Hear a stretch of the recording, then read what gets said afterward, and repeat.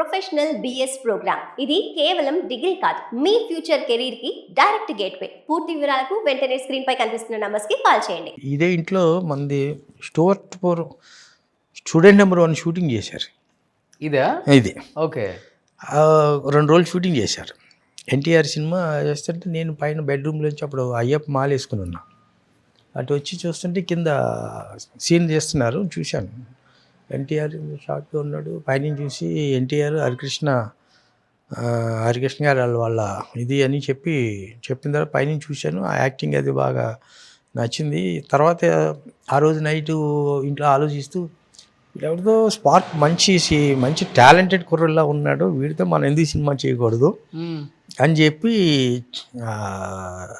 ఒక కమర్షియల్ డైరెక్టర్ని పెట్టి కమర్షియల్ ఫ్యామిలీ నుంచి వచ్చిన హీరో కాబట్టి ఎన్టీఆర్ బాలకృష్ణ ఈ ఫ్యామిలీ నుంచి వచ్చాడు కాబట్టి ఏదైనా పెట్టి చేస్తే ఎలా ఉంటుంది అని ఒక ఆలోచన వచ్చింది.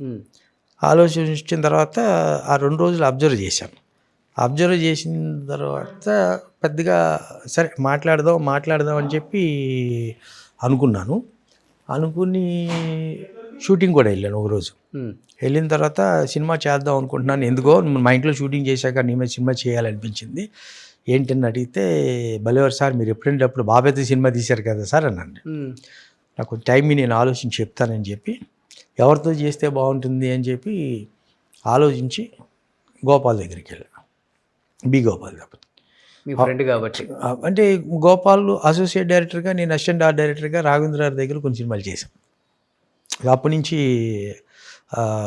టెక్నీషియన్స్ పైగా మెడ్రాస్. కానీ భయం అనిపించలేదా? ఇప్పుడంటే బాలకృష్ణ గారు అంటే ఎన్టీఆర్ కొడుకు, బాలకృష్ణ అప్పటికి నెక్స్ట్ లెవెల్లో ఉన్నారు. కానీ జూనియర్ ఎన్టీఆర్ అనగానే అప్పుడు ఇంత ఫ్యామిలీ సపోర్ట్ లేదు, ఇంత పెద్ద స్టారు కాదు. బట్ ఇలాగా డైలాగ్ డెలివరీ ఉంటుందా, ఎంత డ్యాన్స్ చేసేవాడా, సింగిల్ టేక్ ఆర్టిస్టా, ఇవన్నీ ఉన్నాయా సార్ అప్పుల్లో? ఏ సపోర్ట్ లేకుండా పైకి లేపడం కష్టం కదా అప్పుల్లో. అప్పుడు ఇదే జరిగింది డిస్కషన్. చేస్తే గోపాల్ దగ్గరికి వెళ్తే ఆ రోజు గోపాల్ పొజిషన్ నేను తెలుసా మీకు?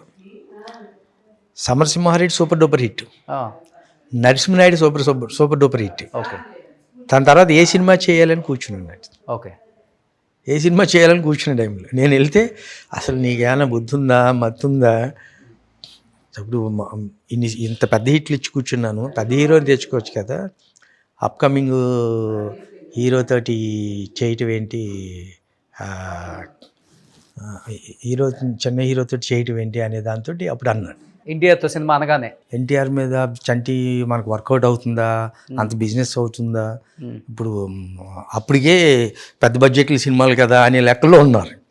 లేదు గోపాల్, నాకెందుకో చేస్తే బాగుంటుంది అనిపిస్తుంది, అది ఇది అన్నాను. నీకు ఏదైనా చేయాలంటే చూద్దాం, దాన్ని బట్టి ఆలోచిద్దాం అని చెప్పి అన్నాడు. అనేది అది మాకు ఒక 1 month పట్టింది. 1 month ఎన్టీఆర్ని హీరోగా పెడదాం వద్దని అందరూ వద్దని. ఓన్లీ రీజన్ ఏంటి సార్? అంటే గోపాల్ సమరసింహారెడ్డి, నరసింహనాయుడు ఇచ్చేసి పెద్ద ఎక్కడున్న టాప్ పొజిషన్లో ఉన్నాడు. ఆ టైం ఆ రేంజ్ ఖర్చు పెట్టాలంటే వర్కౌట్ అవుతుంది కదా. ఆది అవన్నీ తీశాడు కదా. అప్పటికి ఆది రిలీజ్ అవ్వలేదు, స్టూడెంట్ నెంబర్ 1 రిలీజ్ అవ్వలేదు. స్టూడెంట్ నెంబర్ 1 కూడా రిలీజ్ అవ్వాలా, ఆది రిలీజ్ అవ్వాలా. నేను ఆ స్టూడెంట్ నెంబర్ 1 షూటింగ్ టైంలో కుర్రని చూసి చేద్దామన్నది. ఓకే. ఇక్కడ షూటింగ్ చేస్తున్నారు కదా అని. అప్పుడు నేను అంటే టైం తీసుకున్నాను సార్. పరశురు గోపాలకృష్ణ గారి దగ్గర కూర్చున్నాం. గోపాలకృష్ణ గారితో చెప్పాను, గురువా ఏం చేద్దాం ఇలా అంటే, ఆలోచించరా, ఇంతే ఉన్నాడు కదా గోపాల్ ఏమో 2 ప్రపంచాన్ని అతను ఇంతే ఉన్నాడు. ఇన్ ది సెన్స్ అప్పుడు ఆయన మైండ్లో కూడా నరసింహనాయుడు సూపర్ డూపర్ హిట్ అయిపోయింది, సమరసింహారెడ్డి సూపర్ డూపర్ హిట్ అయిపోయింది, గోపాల్ ఆ రేంజ్లో ఆలోచిస్తున్నాడు కదా, చిరంజీవి బాలకృష్ణ ఆ రేంజ్లో ఆలోచిస్తున్నాడు, ఇతను పెట్టి ఎలా చేస్తావరా ఒకసారి ఆలోచించుకో నువ్వు అంటే. నేను మొండోళ్ళలాగా పట్టు వదలని విక్రమార్కుల్లాగా చేద్దామని గోపాల్ తెచ్చింది. సరే గోపాల్ అన్నాడు, సరే నువ్వు చేద్దాం అంటున్నావు కదా, ఓకే డన్ చేద్దామని చెప్పి ఒక అండర్స్టాండింగ్ వచ్చిన తర్వాత ఎన్టీఆర్ దగ్గరికి వెళ్ళాను. నేను ఎన్టీఆర్ని అప్పట్లో తాత అని పిలిచేవాడిని. అంటే నాకు పెద్ద ఎన్టీఆర్ మీద దీని మీద తాత అని పిలిచి, తాత బి గోపాల్తో నీతో సినిమా చేయాలనుకుంటున్నాను.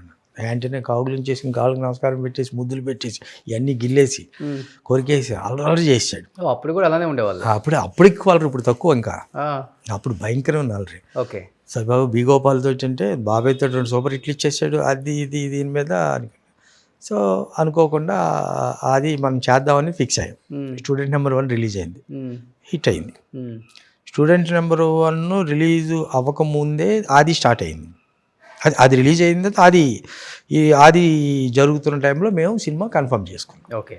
కన్ఫర్మ్ చేసుకుని ఇక్కడే ఓపెనింగ్ చేసాం, కిందే ఓపెనింగ్ చేసాం.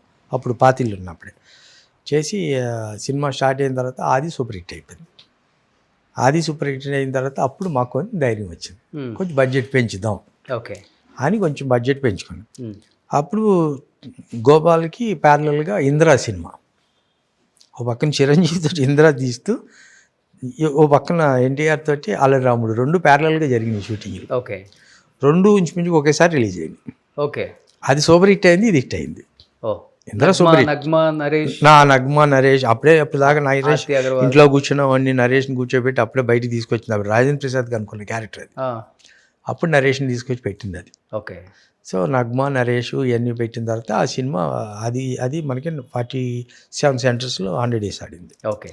సో అది ఫస్ట్ ఫంక్షన్ అఫిషియల్గా శిల్పకళా వేదికలో చంద్రబాబు గారిని వాళ్ళందరినీ పిలిపించి, అప్పుడు సీఎం అయిన హరికృష్ణ గారిని కూడా పిలిపించి ఫస్ట్ డయాస్ మీద ఫ్యామిలీ మెంబర్స్ అందరిని కూర్చోబెట్టి ఫంక్షన్ చేసింది ఎన్టీఆర్కి మొట్టమొదటి ఫంక్షన్ అది. అంతేనా? ఫ్యామిలీ కలిపింది కూడా అప్పుడేనా? అప్పుడు కలపడం ఏంటి, అప్పుడు కలిసి ఉన్నారో లోపల ఏంటి, బట్ అఫిషియల్గా పబ్లిక్లో ఒక స్టేజ్ మీద హరికృష్ణ ఈయన్ని కలిపి దండేసింది ఆ ఫంక్షన్. ఎన్టీఆర్ని హరికృష్ణ గారిని ఇద్దరు కలిపి తండ్రి కొడుకులుగా దండేసింది. ఇద్దరిని సన్మానించింది అప్పుడు. ఓకే. చాలా హ్యాపీ ఫీల్ అయ్యి ఉంటారు కదా? చాలా హ్యాపీ. అసలు ఫస్ట్ ఎన్టీఆర్తో మేము పాల్కొల్లో షూటింగ్ చేస్తున్నాం అల్లరి రాముడిది. అది అప్పుడు రిలీజ్ అయింది సినిమా, సూపర్ హిట్ అయింది. మేము షూటింగ్లో ఉండగా రిలీజ్ అయ్యి సూపర్ హిట్ అయింది. సూపర్ హిట్ అయిన తర్వాత ఏవైనా బాలేబాబు తోటి ఎన్టీఆర్తో ఫోన్ మాట్లాడించాలి. అప్పుడు దాకా మాటలు లేవు. ఇప్పుడు లేవు. బాలకృష్ణ లేదు, ఎప్పుడు మాట్లాడలేదు. ఎప్పుడు మాట్లాడకపోతే అప్పుడు మాట్లాడేద్దాం అంటే ఓ రోజు నైట్ అతను తారకే అనేవాడు, బాబాయ్ చేత మాట్లాడాలి, వస్తే బాగుండు, మంచి హిట్ అయింది కదా, ఇతను బ్లెస్సింగ్స్ ఇస్తే బాగుంటుంది కదా అనే దాంతో అనుకుని బాలయ్య బాబుకి ఫోన్ చేశాను నేను. బాబు ఇక్కడ షూటింగ్లో ఉన్నాం పాల్కొల్లో. బాలయ్య కూడా పాల్కొల్లు షూటింగ్ వచ్చాడు. అప్పుడు మేము కృష్ణబాబు పాల్కొల్లు చేసాం షూటింగ్. అలా షూటింగ్లో ఉన్నాం బాబు, ఎంకరేజ్ చేస్తే బాగుంటుంది కదా, కంగ్రాట్ చెప్తే బాగుంటుంది కదా బాబు. ఉన్నాడా అక్కడ అన్నాడు, ఇక్కడ ఉన్నాడు బాబు, ఈ అడుగు ఫోన్ అన్నాడు. వెంటనే సడన్గా ఫోన్ ఇస్తే కంగ్రాట్స్ అది ఇది అంటే ఇక 2 నిమిషాలు మాట్లాడుకున్న తర్వాత అయిపోయాక ఈ తారక ఏడుపు అనమాట, ఒళ్ళో పడుకుని ఏడ్చేసి నాకు కూడా కళ్ళంటి నీళ్ళు అంటే ఒక చిన్నపిల్లలాగా. ఇది గోపాల్ కూడా ముగ్గురు కూర్చుని ఏంటో అసలు ఏదో ఫ్యామిలీ మెంబర్స్ లాగా. తర్వాత నుంచి ఇంకా అతను కూడా హ్యాపీగా ఫీల్ అయ్యి ఇంకా అక్కడి నుంచి ఇంకా వాళ్ళ ఫ్యామిలీ. తర్వాత మా సినిమా ఆడటం, 100 days ఫంక్షన్గా అందరినీ పిలవటం, స్టేజ్ మీద అందరినీ ఒక ఇది చేయటం, ఇదంతా ఇదప్పటికి బాగా. సుమన్ టీవీలో మీ పర్సనల్ అండ్ బిజినెస్ ప్రమోషన్స్ కోసం కింది నెంబర్కి కాంటాక్ట్ చేయండి.